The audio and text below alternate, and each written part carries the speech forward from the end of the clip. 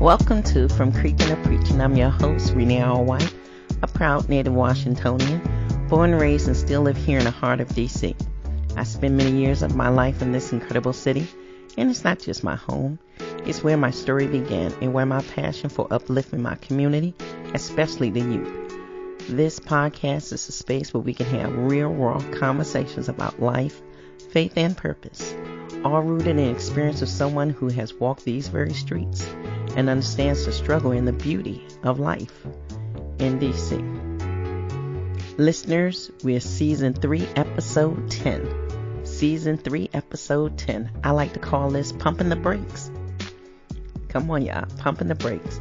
Hey, family. Welcome back to Creeping to Preaching. This is your host, Renee R. White.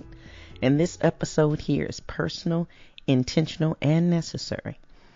Today, I want to talk to you about something I never thought I'd do at this state and this stage in my life. I pump my brakes. Not on love, not on companionship, but on dating with no intimacy involved. And let me tell you, that wasn't easy for me because for most of my life, intimacy came before clarity, before healing, before truth, before I even knew who I was. So if you're listening and you're thinking, Renee, how did you even do that? Stay right here. I got something for you. Buckle up. After my divorce, after the grief, after the years of pretending and performing, I found myself standing in a place I had never stood before.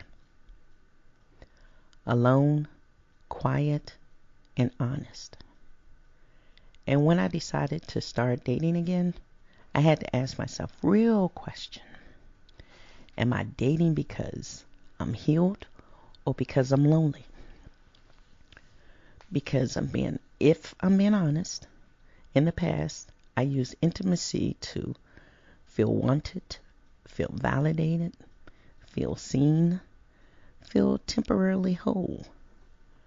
But temporary feelings always lead to permanent consequences, y'all. Y'all know that, listeners. So this time I told myself, Renee, pump your brakes. Pump your brakes, girl. I made a decision that shocked even me. I said I would date, but there would be no intimacy involved. No sex, no blurred lines, no late night emotional transfers disguised as connection, just conversation, just observation, just intention. And let me tell you, that decision exposed everything. Because when intimacy is removed, all that's left is character, consistency, communication, and emotional maturity. And baby, not everybody can survive that. Here's what I discovered when I slowed down. I have been confusing chemistry with compatibility. Just because the spark is there doesn't mean the foundation is. I learned that attraction doesn't always equal alignment. Attention doesn't equal affection. And intimacy doesn't equal intimacy. Yeah, I got that. I also learned something else. Sitting still made me uncomfortable. And that has been something very hard for me. Renee sitting still? Ooh, because stillness forces you to feel what you've been avoiding. And it definitely forced me to feel, Renee to feel something I was definitely avoiding. I don't know how many of your listeners out there that can actually sit still, sit in it. I had to do it, and I did it for myself.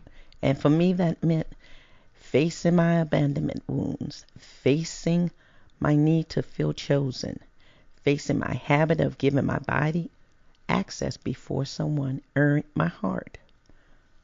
That was hard, but it was necessary. Dating without intimacy taught me how to ask better questions, set boundaries without guilt, walk away without explanations, and choose peace over passion. I stopped asking, do you like me?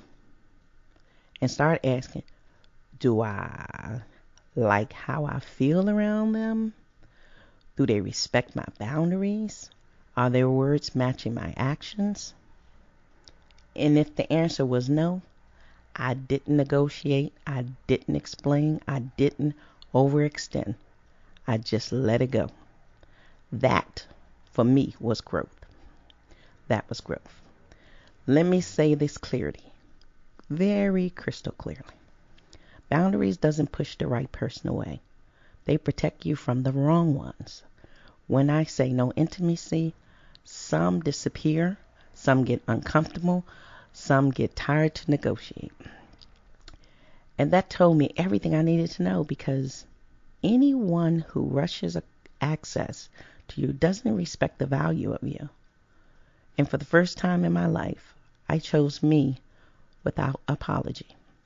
Me, Renee. Let me ask you something. Have you ever jumped into intimacy too fast and regretted it later? Have you ever dated just to fill the void?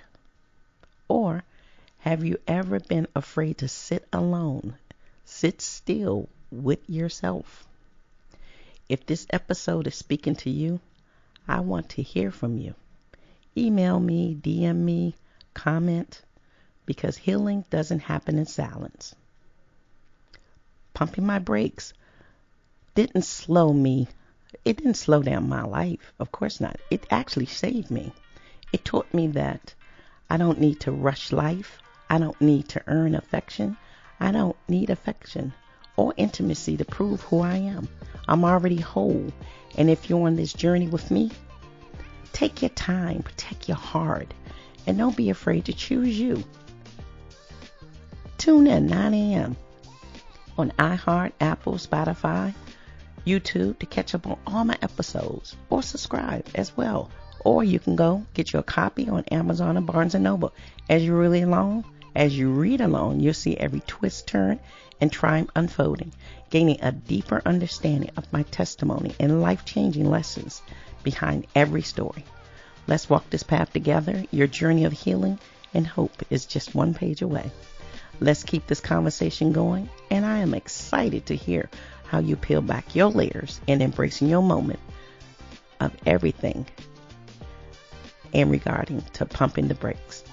Also, make sure you visit my website, Creeping and Preaching, for updates, fresh merch, resources, and information about upcoming episodes. I'd like to thank my producer, McKinley, with Moving in Motion by Matt. See you next week.